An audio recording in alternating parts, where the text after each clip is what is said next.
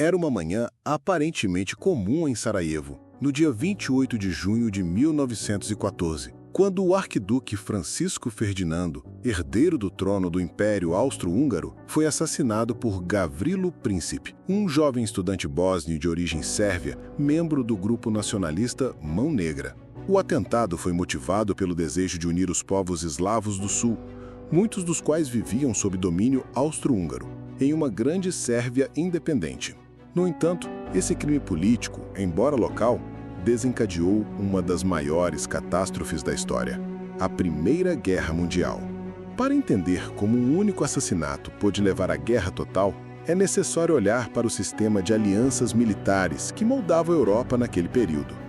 Desde o final do século XIX, as grandes potências europeias haviam se agrupado em dois blocos principais. Primeiro, a Tríplice Aliança, formada por Alemanha, Áustria-Hungria e Itália, embora esta última mudasse de lado posteriormente. E o segundo, a Tríplice Entente, composta por França, Rússia e Reino Unido. Essas alianças, muitas vezes secretas e bilaterais, foram criadas para garantir apoio mútuo em caso de guerra. Mas, na prática, acabaram criando um ambiente extremamente volátil, onde qualquer conflito regional poderia se transformar numa guerra continental. Além disso, muitos desses acordos eram sigilosos, o que dificultava a diplomacia e aumentava a desconfiança entre as nações. Após o assassinato, o Império Austro-Húngaro viu uma oportunidade de enfraquecer a Sérvia, país que via como ameaça a sua estabilidade interna.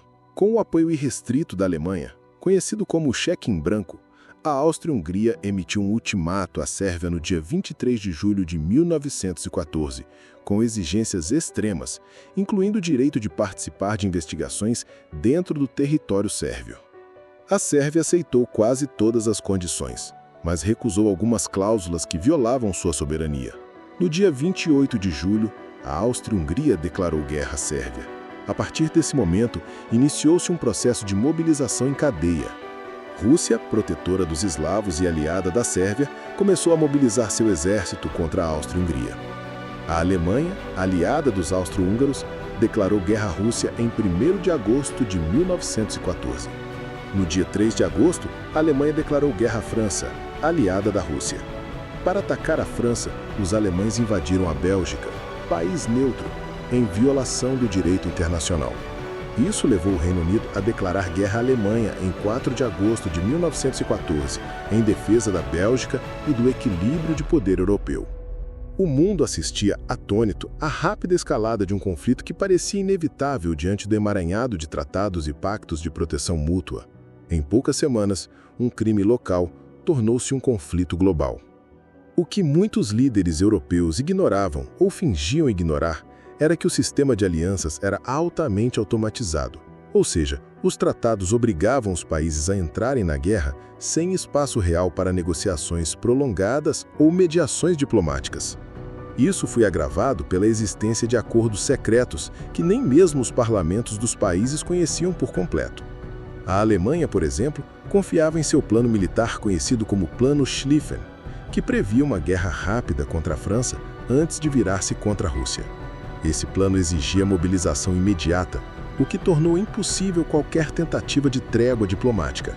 A própria Rússia também havia firmado tratados secretos com a França, que a obrigavam a responder com força caso algum dos dois fosse atacado.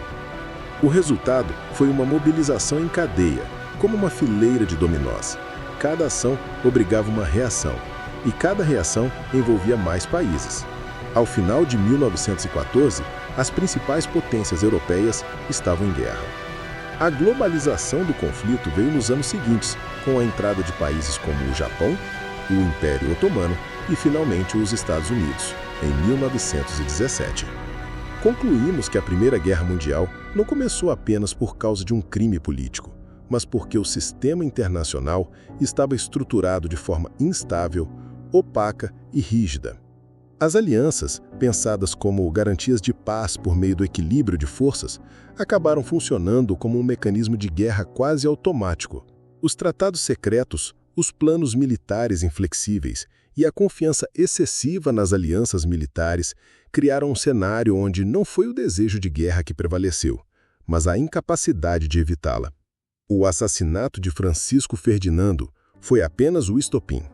A pólvora já havia sido acumulada há décadas, e quando a primeira faísca surgiu, as alianças se ativaram como engrenagens de uma máquina cega, transformando a Europa e depois o mundo em um campo de batalha devastador.